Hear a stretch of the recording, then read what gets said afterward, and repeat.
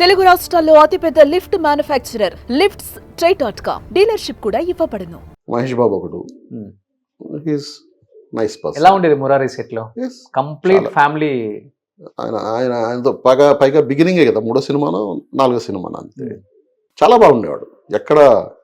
ఎందుకంటే పైగా నేను మొన్న కూడా చెప్పా, మురారి రిలీజ్ అప్పుడు వాళ్ళ ఫ్యామిలీతో ఒక చిన్న అనుబంధం నాకు. రమేష్ బాబుతో యాక్ట్ చేశాను, కృష్ణ గారితో యాక్ట్ చేశాను, కృష్ణ గారి డైరెక్షన్లో యాక్ట్ చేశాను, మహేష్ బాబుతో యాక్ట్ చేశాను, రమేష్ బాబు గారి అబ్బాయితో యాక్ట్ చేశాను. ఓకే, ఇంకా బ్యాలెన్స్ ఉన్నది మహేష్ బాబు గారి అబ్బాయి. ఓకే. అందులో వాళ్ళ ప్రొడక్షన్లో చేశాను 2 ఫిలిమ్స్. ఆశేష్ గిరిరావు గారు, బంగారాయ్ గారు అంట. He's nice gentleman. ఆయనకి నోట్లోంచి మాట కూడా రాదు. మనం ఏదైనా రెమ్యునరేషన్ అడిగితే తగ్గించుకోవచ్చు కదా అని అడగడం కూడా రాదు ఆయన.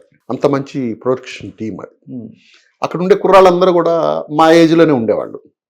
అందుకని పైగా హనుమంతరావు గారి పిల్లలు నాకు బాగా క్లోజ్. ఓకే, ప్రసాద్ బాబును, నర్సయ్య. వాళ్ళు నా రూమ్కి వచ్చి, వాళ్ళు ఇంకా చిన్నపిల్లలు అప్పటికి, నా రూమ్కి వచ్చి సరదాగా, నాకు అప్పుడే పెళ్ళి అయ్యింది. ఓకే. కానీ అప్పటికి మూడో మూవీ కదా మురారి. అందరేమో సీనియర్స్. అవును. కంఫర్ట్ లెవెల్స్ అంత ఈజీగా ఉంటుందా అతనికి? అంత అంటే ఫ్రెండ్లీగా మూవ్ అవ్వాలి. చాలా ఫ్రెండ్లీగా ఉండేవాడు, చాలా ఫ్రెండ్లీగా ఉండేవాడు. నేను ఆయనతోనే కలిసి భోజనం చేసేవాళ్ళం. చాలా ఫ్రెండ్లీగా ఉండేవాడు. ఎక్కడ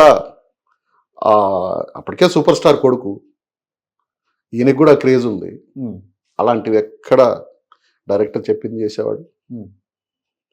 మేమేదైనా చేసినా అసలు ఎప్పుడు నవ్వుతూనే ఉంటాడు. ఇంకా కోపం ఎక్కడి నుంచి వస్తుంది? కోపడాల్సిన అవసరం రాదు.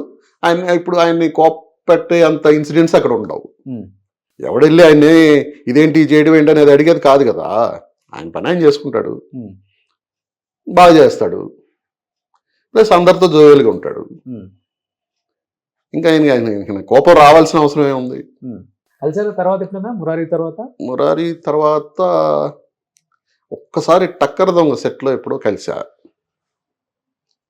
టక్కర్ దొంగ సెట్లో అదే పలకరింపు, అదే ప్రేమ, ఆప్యాయత. రాజశేఖర్ ఒకడు నాకు, నేను ఎక్కువ పెద్ద హీరోలు అంటే రాజశేఖర్తో ఎక్కువ సినిమాలు చేశాను. ఓకే.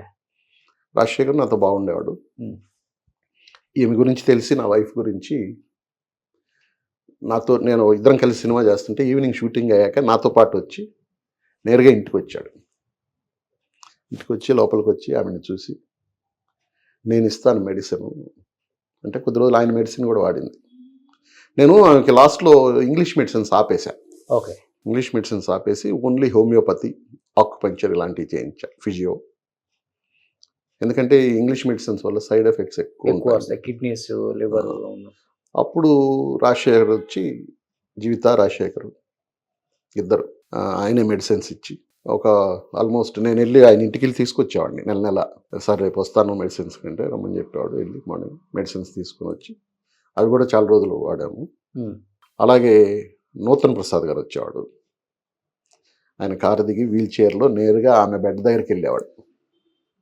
ఆమె బెడ్ దగ్గరికి వెళ్ళి, నువ్వు అధైర్యపడకూడదు తల్లి, నన్ను చూడు ఎంత ధైర్యంగా ఉంటాను. ఆయనకి షూటింగ్ లోనే కదా వెనుపూసి ఇరిగిపోయింది. రాజేంద్ర ప్రసాద్ గారు బామ్మ బంగారం కారు తెగి కింద పడిపోయి అని ఆవిడకి ధైర్యం చెప్పేవాడు.